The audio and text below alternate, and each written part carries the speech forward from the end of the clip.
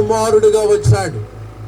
ఆయన మనుష్య కుమారుడిగా రావడానికి గల ప్రధానమైన కారణము బైబిల్ చెబుతున్న మాట, నశించుచున్న దానిని వెతకి రక్షించుటకై మనుష్య కుమారుడు ఈ లోకానికి వచ్చును అని.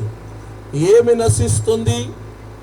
దేని కొరకు మనుష్య కుమారుడి లోకానికి వచ్చాడంటే, మనిషిలో ఉన్న పాపాన్ని తీసివేయడానికి యేసు ప్రభువారు పాపము లేనివాడిగా ఈ లోకానికి ఆయన వచ్చాడు.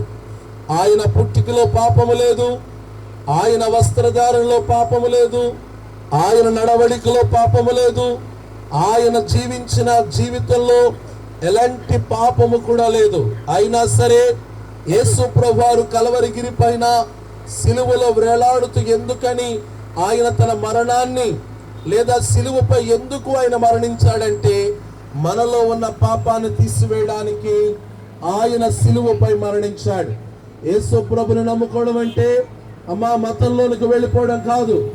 యేసు ప్రభుని నమ్ముకోవడం అంటే ఆయన మార్గములోనికి రావడమే. యేసయ్య మిమ్మల్ని అందరినీ ప్రేమతో ఆయన మార్గంలోనికి ఆహ్వానిస్తున్నాడు.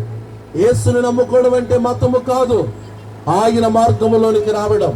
ఆయన అంటున్న మాట, నేనే మార్గము, నేనే సత్యము, నేనే జీవము అన్నాడు. ఆ జీవమైన దేవుని